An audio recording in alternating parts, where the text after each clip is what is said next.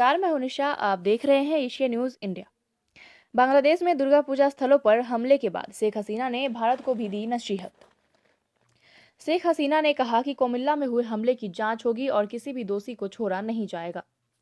इन हमलों में बांग्लादेश के चांदपुर में 4 लोगों की मौत हुई है। बांग्लादेश के प्रमुख अंग्रेजी अखबार ढाका ट्रिब्यून के अनुसार शेख हसीना ने कहा कि कोई मायने नहीं रखता है कि दोषी किस मजहब का है। प्रधानमंत्री ने कहा कि दोषियों को पकड़ा जाएगा और उन्हें सजा मिलेगी। गुरुवार को बांग्लादेश के प्रधानमंत्री ने ये बात राजधानी ढाका स्थित ढाकेश्वरी मंदिर में दुर्गा पूजा के मौके पर हिंदुओं को पूजा की बधाई देते हुए कही थी।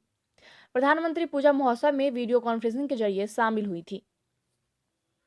आपको बता दें कि ढाकेश्वरी बांग्लादेश का सबसे बड़ा मंदिर है और इसके नाम पर ही राजधानी ढाका का नाम पड़ा है।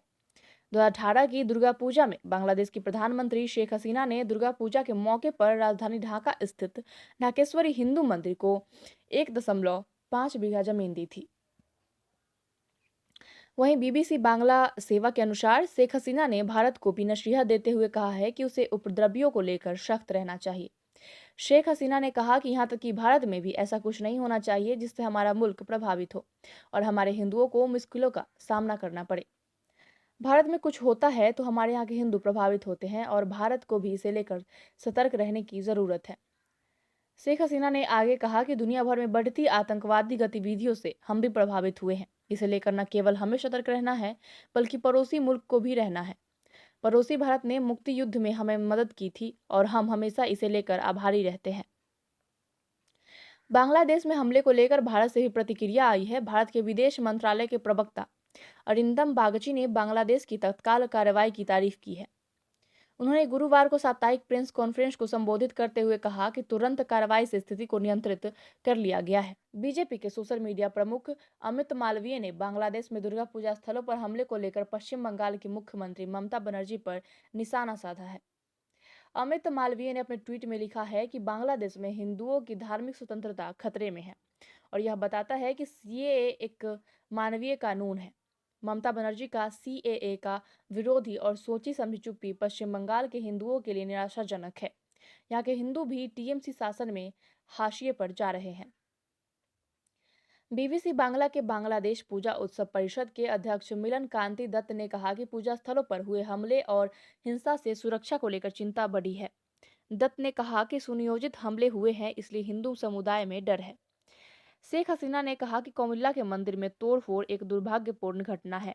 शेख हसीना ने कहा कि जो लोगों का विश्वास जीतने में असमर्थ है और जिनकी कोई विचारधारा नहीं है, वे लोग ही इस तरह के हमले कर सकते हैं। शेख हसीना ने आगे कहा कि हमें कई सूचनाएं मिल रही हैं, हम उन्हें जरूर पकड़ेंगे जो हमले में शामिल थे। यह तकनीक का जमाना है, उन्हें जरूर पकड़ा जाएगा। हमने ऐसा अतीत में भी किया है और भविष्य में भी करेंगे। दोषियों को सजा मिलेगी, दोषियों को ऐसी सजा मिलेगी कि याद रहेगी और भविष्य में भी कोई दोबारा करने की हिम्मत नहीं करेगा। शेख हसीना ने सभी से मिलकर काम करने और ऐसी घटनाओं से सतर्क रहने की अपील की। बांग्लादेश की प्रधानमंत्री ने कहा कि चाहे किसी भी जाति, धर्म या पंथ के हो, यहाँ त्योहार एक साथ मनेगा। शेख हसीना ने कहा कि धर्म व्यक्तिगत होता है जबकि त्योहार सबके लिए होता है और हम सभी उत्सव का साथ मिलकर मनाते हैं।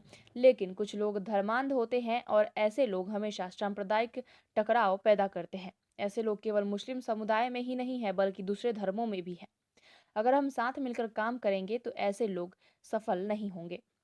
शेख हसीना ने कहा कि कोमिल्ला में इस तरह का हमला तब हुआ है जब मुल्क तेजी से प्रगति की ओर बढ़ रहा है।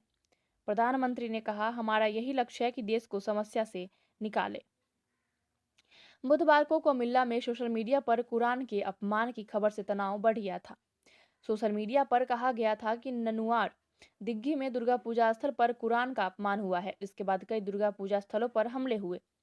शेख हसीना ने बांग्लादेश के हिंदुओं से ये भी कहा है कि वे खुद को अल्पसंख्यक ना माने और दूसरे धर्म के लोगों की तरह अपने कर्मकांडों का आयोजन करते रहे। हसीना ने कहा कि सभी धर्म के लोग इस मिट्टी में जन्मे हैं और पले बढ़े हैं। प्रधानमंत्री ने कहा, 1971 में हमने कंधे से कंधा मिलाकर मुक्ति युद्ध किया था। शेख हसीना ने कहा कि बंगबंधु शेख मुजीब उर रहमान ने बांग्लादेश को एक सेक्युलर देश बनाया। उन्होंने कहा कि बंगबंधु यही चाहते थे कि बांग्लादेश में सभी धर्म के लोग अपने धर्म का आज़ादी से पालन करें। शेख हसीना ने कहा कि हमारा लक्ष्य बांग्लादेश को शांतिप्रिय देश बनाना है जहां आतंकवाद के लिए कोई जगह नहीं होगी। बंगबंधु ने जिस मकसद से स्वतंत्र मुल्क बनाया था, हम उसी रास्ते पर चलेंगे। हम चाहते हैं कि बांग्लादेश भूख और गरीबी से मुक्त हो, और यही बंगबंधु का भी सपना था।